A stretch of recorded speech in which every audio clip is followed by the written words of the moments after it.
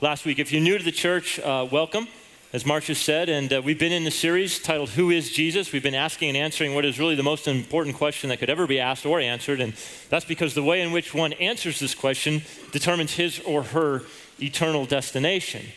And so as we've been working our way through this gospel, good news account of the life of Jesus, really given to us by one of, if not Jesus' best friends, a guy that had a front row seat. He heard the teachings, he saw the miracles, he engaged with Jesus. He writes about the life of Jesus. So what you have in your hands is really cool. It's an eyewitness, firsthand account to the life of who Jesus is. And so where we're at in the story is it's a very dramatic time in the life of Jesus. Doesn't get any more dramatic than this. These are the moments leading up to his crucifixion. And what's been happening is overnight, Jesus has been passed back and forth to law courts. He's appearing in front of one priest and then another priest. And the whole thing is sort of this kangaroo courtroom. And they finally get what they want. Jesus appears before what is essentially the Jewish Supreme Court. And the high priest asks Jesus a question. Are you the Messiah? Are you the Son of God? Jesus replies, it is so. That's it. That's all they need. They've been wanting Jesus dead all along because he's been saying these ridiculous things like non-Jews can have a relationship with God. Gentiles can get into heaven. What? Gentiles can get in? Gentiles can get in. He's been pointing out the hypocrisy of the religious leaders, and we've talked about this before. It may sound strange to you, but Jesus came to save religious people.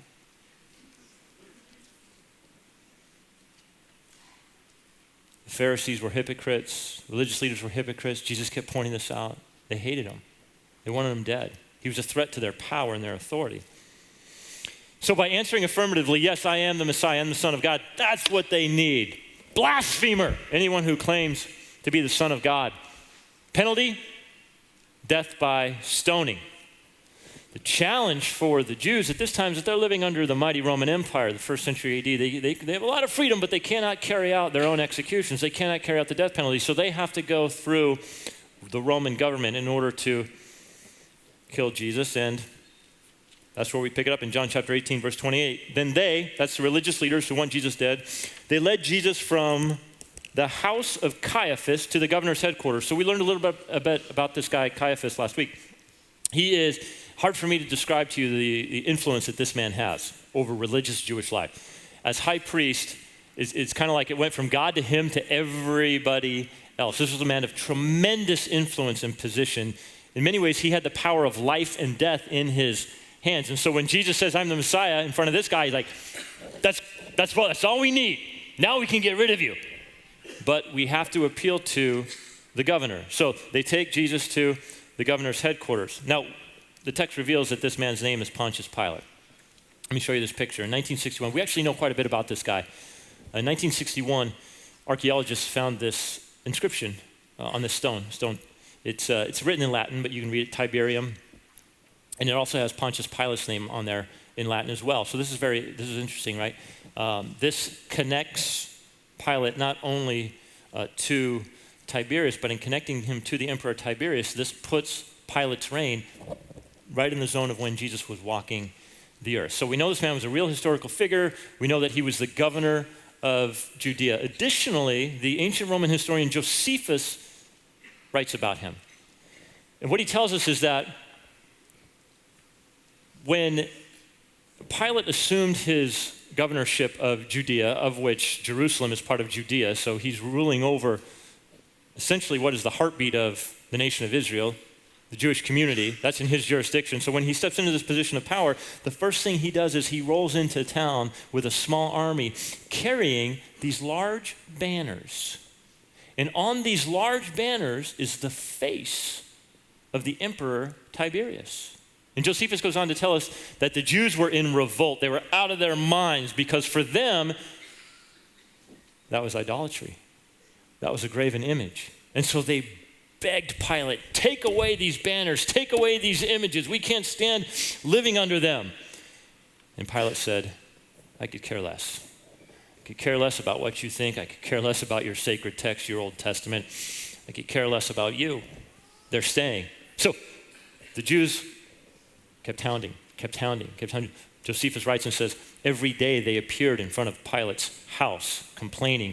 So finally Pilate says, we're going to settle this. Meet me in the hippodrome. And you can actually visit this hippodrome to this day. You can go to the spot where Pilate met with these Jews. When the Jews showed up, they were surrounded by Roman soldiers. And Pilate said, shut up. Shut your mouths, or I'll kill you now. And the Jews stuck out their necks and said, kill us. We would rather die than live under these graven images, these idolatrous banners. Pilate couldn't bring himself to kill them for that reason, and so he took the banners down. Meanwhile, the Jews sent an emissary back to the Emperor Tiberius and said, your man Pilate, your boy Pilate, he's doing a horrible job of ruling over us. Tiberius responds by sending an emissary back to Pilate, and he says, Pilate, back off. All that to say this: the Jews and Pilate, no love. No love whatsoever. But the Jews need Pilate's approval in order to carry out this execution. So it was early morning. They themselves did not enter the governor's headquarters. Why? So that they would not be defiled, but so that they could eat the Passover. So remember, this is Passover celebration. At the beginning of the week, Jesus rides in on a donkey. He's super popular with the crowds. They're shouting, Hosanna, God save us. Now, toward the end of the week, suspicion is starting to arise because he's not the kind of leader they thought he would be. They thought he would be this really politically motivated, politically driven Messiah, and he's really not coming. He's coming to revolution, but it's not a political one. It's a revolution of the heart, and they're kind of like, disappointment. So his popularity is waning a little bit, but that's the beginning of the week. Toward the end of the week now, he's bound. He's not riding a donkey, and people aren't praising and worshiping him. He's been arrested, and he's brought before Pilate's house. And the Jews say, we can't go in there, because if we go in there, if we step foot in Pilate's house, see, Pilate's a Gentile, he's not a Jew, we will be ceremonial unclean, and that means that we can't participate in the Passover celebration. It was that huge Jewish holiday where they celebrated God's deliverance of the nation of Israel out from underneath the ruthless hand of Pharaoh. And so they didn't want to do that, and so they say, no, we'll stay out here. Pilate, you have to come to us. By the way, as a side note, this rule of stepping foot in a Gentile's house and being unclean, you're not going to find that in your Old Testament. And that was the Bible of their day. It's not there. Just another one of their man-made rules. This is why when Jesus came on the scene, he said, you're blind guides. You clean the outside of the cup, and on the inside it's filled with greed and self-indulgence. You strain gnats and you swallow camels. In other words, Jesus says, you take the significant things and you make them insignificant. You take the insignificant things and you make them big. You make them significant. You're heaping all these rules and all these man-made laws upon the people. You're taking the Bible where God didn't take it, and that's making it so burdensome for the people. But it gave them tremendous power and tremendous authority and tremendous influence. And the heart for Jesus was for the heart of the people. Now, these were the people who memorized huge chunks of their Bible. They were in the church of their day constantly, the synagogue. They tithed on top of their tithe. And Jesus says, you don't know God. What do you mean we don't know God? Your hearts are so far from God. Jesus came to save religious people. They're furious. They want him dead. But they need Pilate. So picture Pilate, Pilate's like, are you kidding me? They won't come in here? Verse 29, so Pilate went outside to them. And to meet, what does he see? What's he confronted with? It's Passover. He's very shrewd. We know this about Pilate. He's very shrewd. It wasn't uncommon for men to come on the scene, especially at Passover, and say, I'm the Son of God. I'm the Messiah. This guy makes it through with the same claim. And he's bound. Hands would be tied, whether they're tied in behind him or in front of him, In the first century, they had a collar that went around the neck that your hands were fastened to, like this too. So he's definitely in this subdued position. Here's Jesus standing. So Pilate, as governor, he's also judge. So he sees this man before him. What accusation do you bring against this man? They answered him, if this man were not doing evil, we would not have delivered him over to you. Notice carefully. There's no specific charge, is there? Why? Because if the Jews say, well, he's claiming to be the Son of God. He's claiming to be the Messiah. Pilate's going to say, so what? I don't care about that. That is absolutely no threat to Rome whatsoever. So Pilate says, take him yourselves. And you have permission to go and judge him by your own law. Pilate says, this isn't my business. I can't just kill this guy because he claims to be the Son of God. What? If I executed everybody that claimed to be the Son of God or your Messiah, that's all I'd ever be doing. No, this isn't my business. And then the Jews respond with this. The Jews said to him, it is not lawful for us to put anyone to death. Now, just that little sentence, I can't tell you how significant that little sentence is. This is Pilate.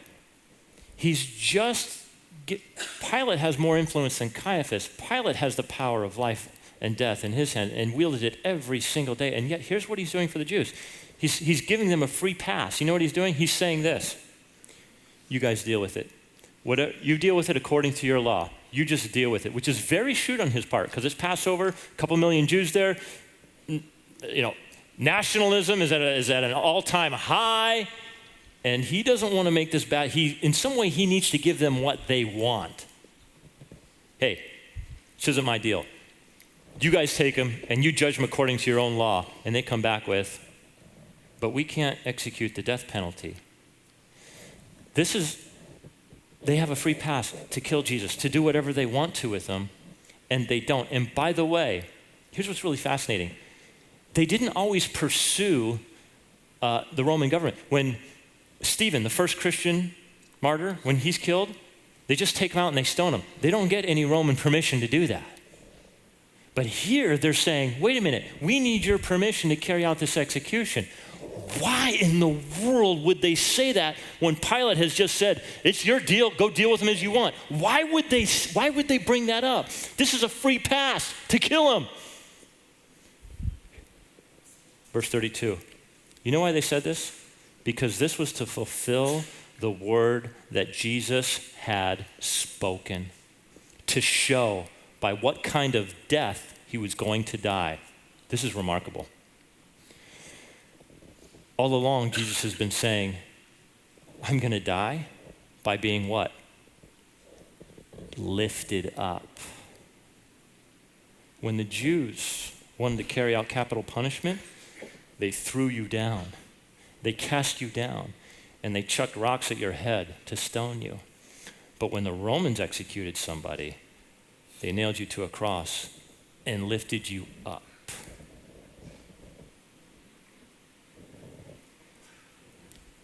The scene is absolutely chaotic. It seems out of control. How many times have we said this? Not one detail is outside of God's sovereign hand. Not one little detail. You say, well, this just seems like such a small thing.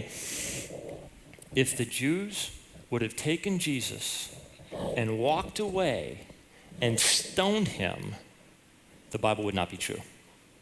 Jesus would be a liar. And you shouldn't trust the Bible, and you shouldn't trust Jesus. But that's not what happened. They had a free pass to kill him. They gave it up. Why? In Isaiah chapter 53, 700 BC, the prophet lives. And he says, let me tell you how the Messiah is going to die. And he describes death by crucifixion hundreds of years before the Persians invented it and before the Romans perfected it. Everything that happens is within the sovereign control of God. What are you stressed out about in your life right now? What are you stressed out about? What is beyond the scope of God? God here is using the two most powerful men in the land at this time to carry out his will perfectly. Perfectly.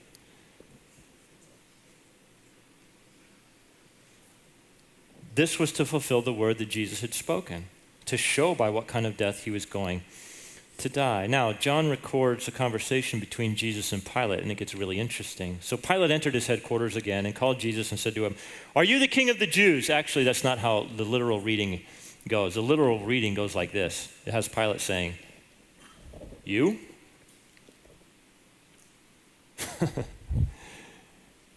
You're the king of the Jews?" It's not so much a question as it is a statement.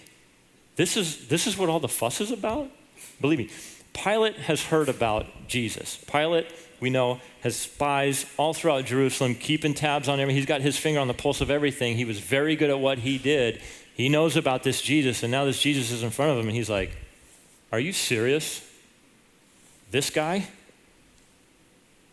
Isaiah would prophesy and say, there is nothing significant about Jesus' appearance. Very ordinary. That's what Pilate is struck with. This is the dude everybody is upset about? You? The king of the Jews? Now, this is a very important question for Pilate to consider and pose and even throw out there. Jesus answers, "Do you say this of your own accord, or did others say it to you about me?" Another pointed response. Jesus is asking Pilate, "Pilate, let me ask you, have you thought this through for yourself? Or are you just going off of what other people have told you about me?"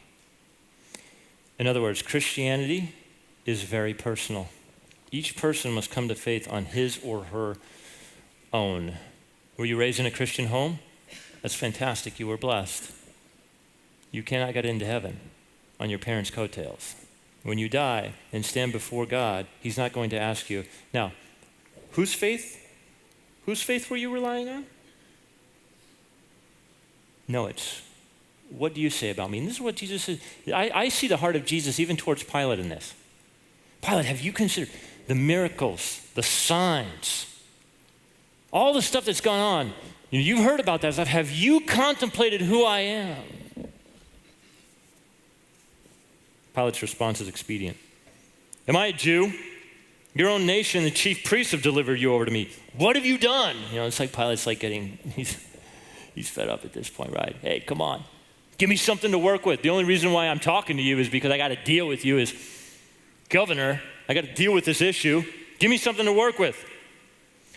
But this is a brilliant question on his part. He doesn't ask, are you the Messiah? Who cares? He doesn't ask, are you the Son of God? He doesn't care. But if Jesus responds affirmatively to, yes, I am a king, ooh, that's bad. Because that's sedition. That's someone trying to usurp Rome's authority. There is only one king, and that is the Emperor Tiberius. You think you're a king? Oh, well, we'll just remove whatever threat you might be. See, this is a crime that is punishable by crucifixion. Now, this is how Jesus responds. Very ambiguous.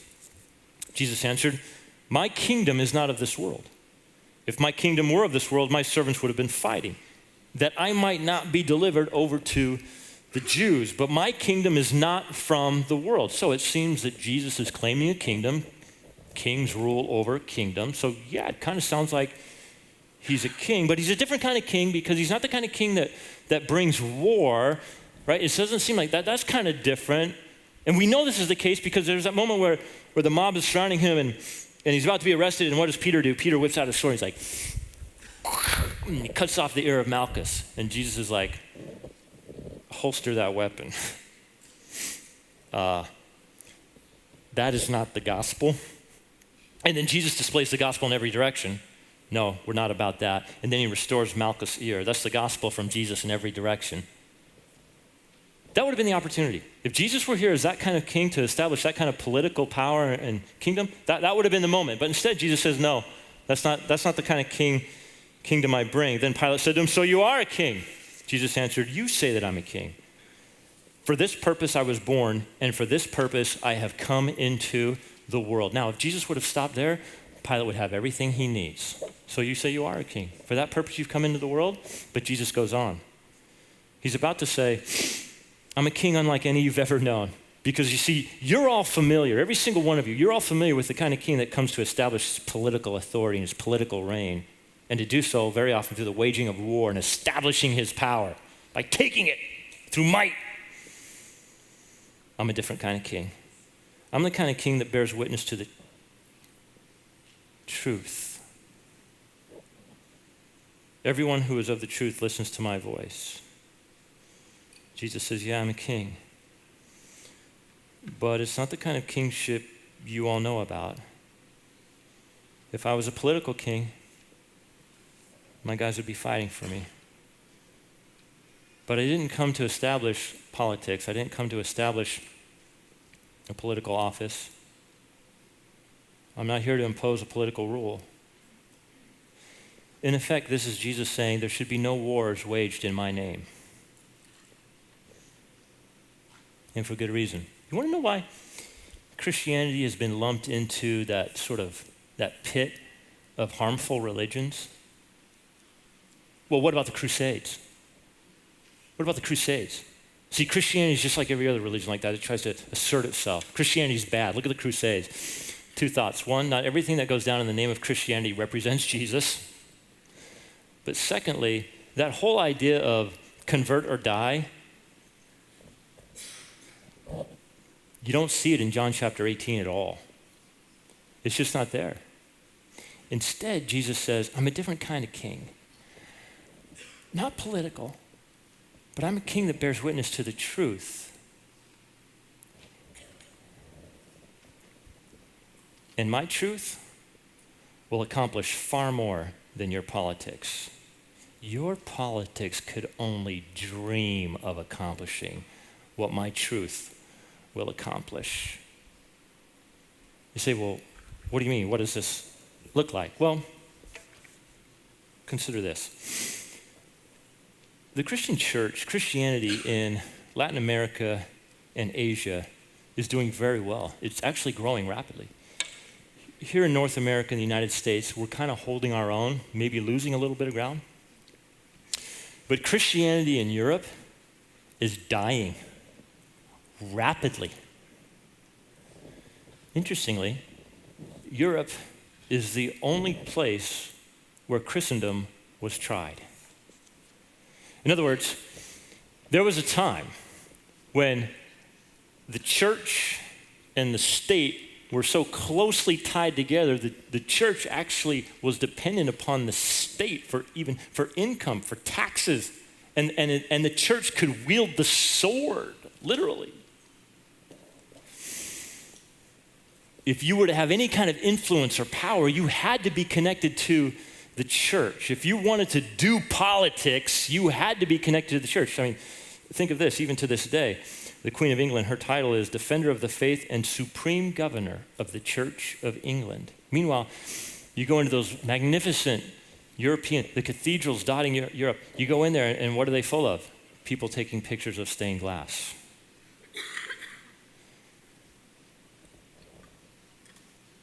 When the church was politicized, it didn't work. Why? Because Jesus said it would, and if there was an opportunity to, it would have been right here. Jesus said, this is it. I'm a king. I'm going to establish my political authority. But I'm not that kind of king. So what kind of king has no political aspirations? A king that bears witness to the truth. And truth is far more powerful. So let me frame it to you like this. 100 years ago, if you attempted to pass legislation against sexual harassment, you'd be laughed at. Sexual harassment? What is that? Well, it's when someone makes a sexual comment or an innuendo that is hurtful or harmful or destructive, aimed at another person. Right? It would be like someone treating another man or woman as nothing more than a sex object. Wait, that's just how it is. That's just how things are. You want to legislate against that? Don't be ridiculous. But over time, things changed. What was the difference? People lacked understanding of the truth. You see, it's the truth that comes before the politics. The truth has to come before the laws. How do we know what's right and what's wrong? The truth has to come first, not the politics. So this is so beautiful what Jesus is saying. He says, I'm a king, but not a political one. There's going to be no wars waged in my name. I'm going to bring something far more powerful to you than a sword, and that is the truth. So, this is why it is so very important that the Christian community live according to the truth. And when that happens, we become otherworldly. We become we got so many people running around pursuing so many things saying, this is countercultural, this is countercultural. There is nothing more countercultural than Christianity and its truth. For example, if you display the truth that the King of Truth brings, you're going to be considered radically liberal, and at the same time, you're going to be considered radically conservative. So I'm about to suck the life out of some of your politics right now, okay? For example, and first century Christians understood this very, very well. When the truth was applied in the first century by first century Christians, it actually began to change the Roman Empire. 300 years later, Constantine becomes a believer, and Christianity becomes the religion of the Roman Empire. It had a softening effect. The Roman Empire became less harsh, more open, more tolerant, more forgiving because of Christianity. So here's how it went down. If you're a Christian in the first century, you were seen as extremely liberal. Why? Because you believed everybody was a sinner. And the playing field is absolutely level for all humanity. I'm not better than you. We're both at the foot of the cross, exposed as sinners in need of a Savior. So it doesn't matter what your skin color is. It doesn't matter how much money you make. Join me. Now that's liberal. But on the other hand, they were considered very conservative because you realize that in the first century AD, there were 140 men to every 100 women. You know why? Because of female infanticide. It was a very patriarchal society. Rome didn't have police. You know, you could be crucified for sedition, and you could be crucified for killing your father, because fathers had absolute control authority. You could kill your wife, you could kill your kids, and not be punished in the first century. That's the power that a father had in the home. And so here's what happens. Christianity comes along and says, you know what? Abortion is wrong. Female infanticide is wrong. Because all people are created in the image of God and therefore worthy of the utmost honor, respect, and dignity. It's wrong to do that. You're so conservative. Not only that, but it was super common for men to have mistresses. And Christians said, you know what? Let the marriage bed remain undefiled. It's wrong to have affairs. It's wrong to bring another woman, our wife. That's not healthy for the relationship. That's wrong. Sex outside of marriage. And they were looked at, you are so conservative. See, in a permissive culture, Christian truth will look very conservative. And yet in a conservative culture, Christian truth will look very liberal. There's your politics. As a Christian, you should be liberal and you should be conservative, because everything you say and do is centered on the truth of Jesus. How brilliant is this? How wise is Jesus to say, yeah, I'm a king, but I'm a king that comes to bear witness to the truth. Now here's the sad part. More Christians will leave their church over politics. I'm not talking about church politics, national politics over theology. You know what that means? You got a whole lot of Christians that are running around and their identity is attached more to their politics than to their Jesus. Wow. That's an identity issue, friends. Beautiful thing about Jesus is I came to set you free from all that nonsense. I came to set you free from it. So it's important for the Christian community to be shaped by truth, and then we become truly countercultural in the right way. Everyone who is of the truth listens to my voice, Jesus says. Pilate said to him, what is truth? This is the right question. Oh, the Bible's so irrelevant. People are still asking this question today, what is truth? In 2016, the Oxford Dictionaries Word of the Year was post-truth. And here's how they described it as an adjective. Defined as relating to or denoting circumstances in which objective facts are less influential in shaping public opinion than appeals to emotion and personal belief. Truth is like beauty. It's in the eye of the beholder. So here's what he's saying. The objective facts, it doesn't really matter what the facts say. How do you feel about it? How do you feel about it? That's your determiner of truth. That's a post-truth culture. How did we get here? Ravi Zacharias makes a brilliant observation when he says this, quote, manipulators of the truth know that truth is only subjective when one has victimized others and needs a fabrication. In other words, what he's saying is, you and I hurt each other. We offend each other. We act selfishly.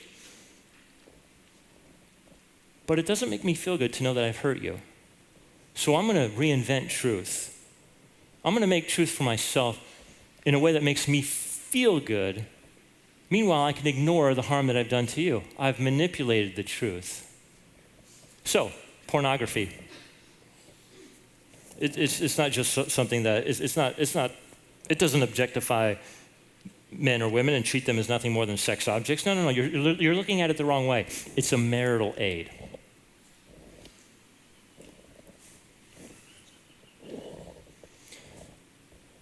So, it's really interesting, isn't it, to live in this time, post-truth culture, when as a Christian, we follow someone who claims to be the way, the truth, and the life.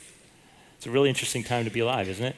There's been no other generation in the history of the world that lives in this moment with this kind of epistemology.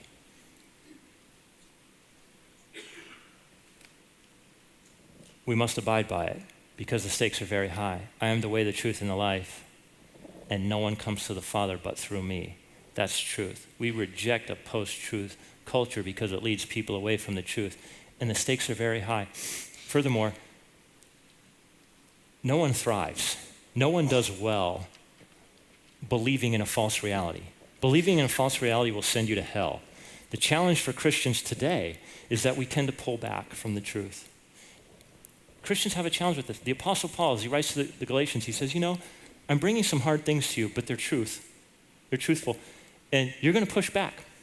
You don't want to receive it.